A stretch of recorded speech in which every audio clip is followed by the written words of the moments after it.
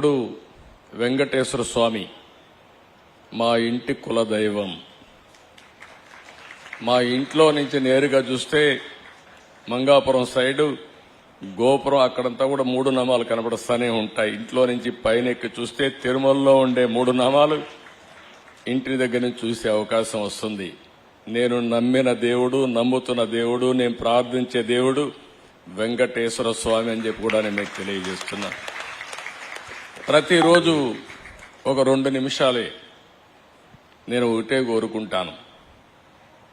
దండం పెట్టుకొని 1 నిమిషం ప్రార్థన చేసి,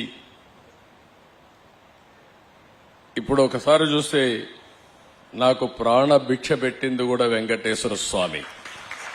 అదొక మిస్టరీ కూడా.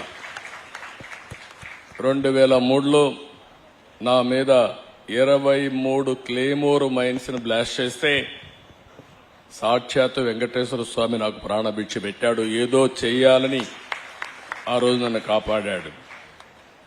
అలాంటి వెంకటేశ్వర స్వామిని నేను ప్రార్థించేది, నాకు శక్తి, సామర్థ్యాన్ని, తెలివితేటలు ఇవ్వండి.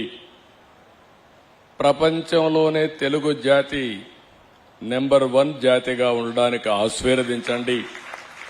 ప్రపంచంలోని ఇండియన్స్ అందరూ కూడా గ్లోబల్ సర్వీసెస్ అంటే ప్రపంచంలో ఉండే ప్రజలకు సేవలు అందించే అవకాశాన్ని కల్పించండి. ఈ దేశంలో పేదరికం లేని సమాజం, అందుకే ఇటీవల నేను మాట్లాడుతున్నా జీరో పావర్టీ. మనందరి బాధ్యత.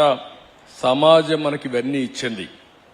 ఈరోజు నేను ఒక ముఖ్యమంత్రిగా ఉన్నా, రమణ గారు former chief justice of India అయినా, లేకపోతే వేదిక పైన ఉండే పెద్దలు కొంతమంది మంత్రులైనా, ఇక్కడికి ఉండేవాళ్లు వివిధ రంగాల్లో బ్రహ్మాండంగా రాణిస్తున్నా, ఇది మనకు సమాజమే ఈ అవకాశం ఇచ్చింది.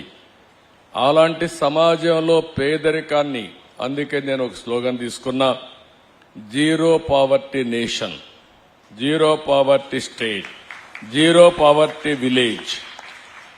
మనందరి బాధ్యత కావాలి. సంపద కొంతమందికి పరిమితమై పేదవాళ్లు పేదరికంలో మగ్గుతా ఉంటే అది మంచిది కాదు. ఈ విషయం మనం గుర్తుపెట్టుకోవాల్సిన అవసరం ఉంది. మాలాంటి పాలకులం మేము ఆలోచిస్తే, ఇంకొక పక్కన ఈరోజు ఇక్కడికి వచ్చినప్పుడు హరే రామ ఏదైతే మూమెంట్ ఉందో, వీళ్లంతా ప్రతి ఒక్కరికి మానసిక ఆనందాన్ని ఇవ్వడానికి, మేమిచ్చేది మెటీరియలిస్టిక్ ఆనందం అయితే వాళ్ళు ఇచ్చేది మానసిక ఆనందం. ఆ మానసిక ఆనందం కూడా లేకపోతే మనం ముందుకు పోయే పరిస్థితి రాదు. ఈ 2 కాంబినేషన్లో పోతే హ్యాపీనెస్ ఉంటుంది, తృప్తి ఉంటుంది. దీనివల్ల ఎనర్జీ లెవెల్స్ పెరుగుతాయి. ఇంకొక పక్క ఆరోగ్యం